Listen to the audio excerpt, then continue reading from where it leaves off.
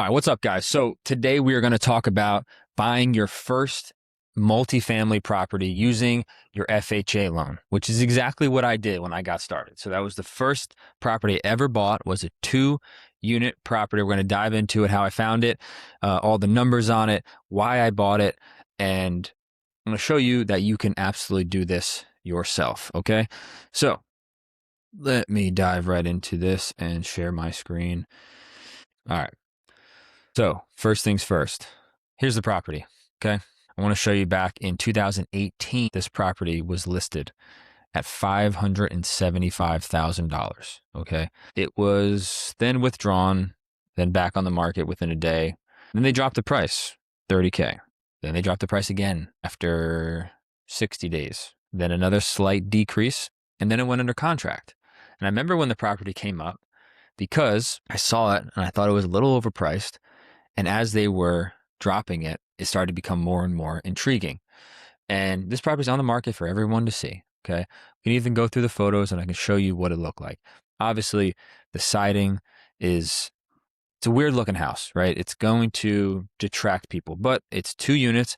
And the most important part about this property is it's about 5 blocks from the University of Tulane University. And which I knew that student housing was in this area. This is not the side where all the students live, but where a lot of grad students were living and undergrads who didn't want to be around the party scene. So it was not a party area, but it was definitely an area where they would live. Okay. So I'll go through the photos. The outside looks worse than the inside, right? The inside looks pretty good. The reason why the downstairs looks like it was probably renovated in 2006, 2007 is because this property flooded in Katrina and they had to gut the walls. So they replaced it all with sheetrock. This is the first floor. And you'll see it has like a kind of a new kitchen, looks better in photos than it did actually in person, had old carpets in all the bedrooms, an old bathroom, but not the end of the world, right?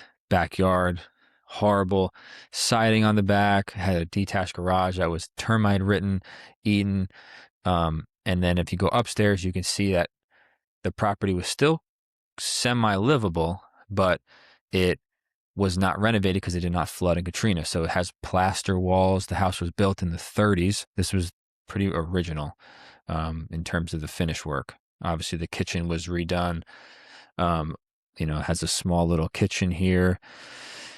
So, not much to look at. But I knew that is my first property.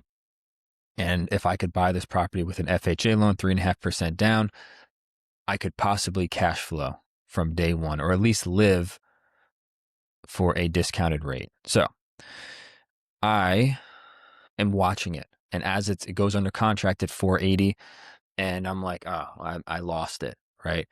And then it comes back to the market at 480 again, and they dropped it to 420. And that was when I was like, I got to go see it. I knew this area. I knew that this property was probably worth somewhere in like the mid 600s to 700. And this is back in 2018, the beginning of 19. And I knew if this property was in good condition, it'd be worth at least 650, 700 back then. So, it goes for 420 and no one writes an offer after me seeing it. So I go out to the property, I walk it, I realize like I can definitely work with this. Okay. The outside looks like crap, but the inside is livable enough where I can move in. And my girlfriend at the time, my wife now, didn't even see it before we closed on it. Walked in, I think she started crying. But so long story short, I knew that if I fix this up, I remove the siding over time, it's going to cost me money. I can refinance this house and I can pull some money out. And that's also what I did. So I buy the house in 2019 in February for $385,000 and I put 3.5% down. Do the math. 385, $175. That was my down payment. So I put that amount of money down. And what happens is I'm also a licensed realtor at the time. So I get a 3% commission and I don't take the commission. I use it towards my closing cost. So I knocked out the closing costs were like 12,000, I think. I pretty much knocked out that entire amount, and I only had to come to the table with about 13,000 and some change. Okay. So I bought this house for 13 grand, knowing that it needed a lot of work, but I didn't know how much work it really needed. And I moved into the property, and the first thing I did was, before I even move in, I am going to try to rent out the bottom unit, and I'm going to live upstairs. I posted it for rent. I think I even have it here somewhere. I posted the unit for rent for $2,700, and my mortgage at the time before escrows went up was 2,500, I believe, and 2,500 bucks. And I posted it for rent for 2,700, and I got it with the student. And this is important because I was only 5 blocks away from Tulane. So I knew that I would probably attract students, and they pay more per bedroom than a typical rental. So there was 3 of them. They all moved in, and they stayed there for 2 years, and I lived for free for the first 2 years. And while I was living for free, saving the 2,500 bucks a month, I was taking all of the money that I had, and I was dumping it into the property, and I was fixing it up. First, I did some work to their unit before they moved in. I fixed the foundation. That was like $15,000 worth of work. I didn't level it. The house is still off a little bit. And then I fixed up my unit. So as I was earning money, I painted, I had the floors redone, I ripped open a wall, and I put a whole new kitchen in there, which I'm going to show you in a second. And I made the place my home while I was living for free. This is important. Okay. So I'm going to show you what the house looks like today. So as you can see, this is the property today. Quite a bit different. I ripped off the whole front porch. I built the balcony for myself upstairs. I built a full porch that went all the way across the front, when before it was just a little tiny porch that was failing. I ripped off all the siding. I put hardy board siding on there. I replaced pretty much all the windows on the second floor. And these are this are pictures of the downstairs. So I ripped out the kitchen. I ripped out that bathroom. I didn't do a whole lot to the downstairs. Is the upstairs unit, which I lived, is where I did everything. This is a detached structure. I tore down the garage. I built this structure. Now I have an ADU structure behind the building, and I'm able to, use it as livable square footage. You can see the backyard. I paved all the walkways and all this stuff.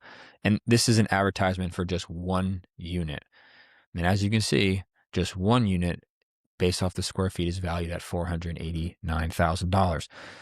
The entire property, once I finished it, my unit, downstairs unit included, like I said, I was getting $2,700 before. Now I'm getting $3,000 for that downstairs unit. So it went up a little bit, but I'm also getting $4,000 a month for my unit after I moved out into my next home, right? This property today appraised for $810,000. And I probably spent $240,000 of my own money, and I did not take a loan for it. I was doing it as I was earning money. So I only owe the original loan on it, right? So I took it to a bank and I said, hey, the property is now worth $810,000. I would like a home equity line of credit on this property.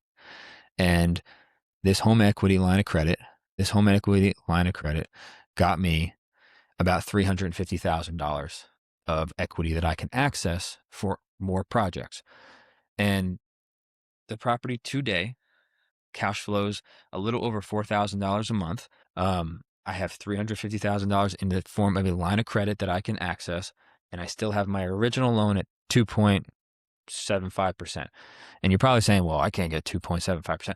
Not the point, okay? The point is, even if my monthly payment was $3,500 with a higher interest rate, the deal still makes sense, right? I'm still cash flowing another $3,500. It doesn't matter, right? The point is, I created the equity, I lived for free, and I now took that money and I've been able to spread it out amongst properties, and then I pay it off every time I sell something. So I don't hold the money on the line. I think that's a bad move. Don't buy rental properties with your line unless you plan on refinancing them and then cashing out. That's fine. But from this one property, my very first property, I've been able to jumpstart my career. And I say all this to say, you can do it too. With $13,000 is what got me started. And I was able to build and build and build. It took me 2 years, a little over 2 years, to make the property look like the way it did. Didn't happen overnight. One step at a time. It was stressful and it was a lot of work, but it's one of those things that I will always look back on as my starting place. And I didn't know this when I bought the property. I didn't realize that this was going to be what it was. I just was like, well, I bought it in a good area, close to a school. I think it's worth more if I fix it up. And I'm going to go through and I'm going to try. And I did. And I had someone else telling me in my ear, like, this is what you should do. This is a smart play. And I listened. And here I am. And by no means does this mean I made it. By no means does this mean I have everything figured out. And uh, I absolutely have so much further to go. But one property can absolutely change your life. And you can do it with 3.5% down on an FHA loan. Live in one unit, rent the other, fix it up, refinance it, get a HELOC, move out of it, continue to cash flow every month. There's nothing better. I don't know of anything better. You know, if you're a beast with AI and technology, then more power to you. But for me, for a very hands-on mathematical person, this is the type of thing that I was always looking for. And you just have to go out and take the chance and do it. And I know you can. So I hope you got some value out of this.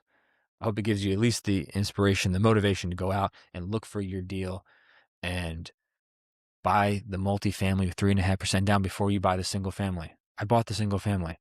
Guess what? I didn't put 3.5% down. It cost me a bunch more. The monthly payments are way higher, but I didn't do that first. And I think if I did, I would be in a much different financial situation in my life today if I made that decision 7 years ago. 7 years. And we bought a lot of properties since then, which we will dive into. But for now, that property was the first one I ever bought. I wanted to break it down, show you exactly what I did, show you what it's doing today. And on the next one, we're going to break down a flip that we did, probably another rental property, and maybe some commercial assets. But I think flips are fun for people, so I want to break those down next. See you soon.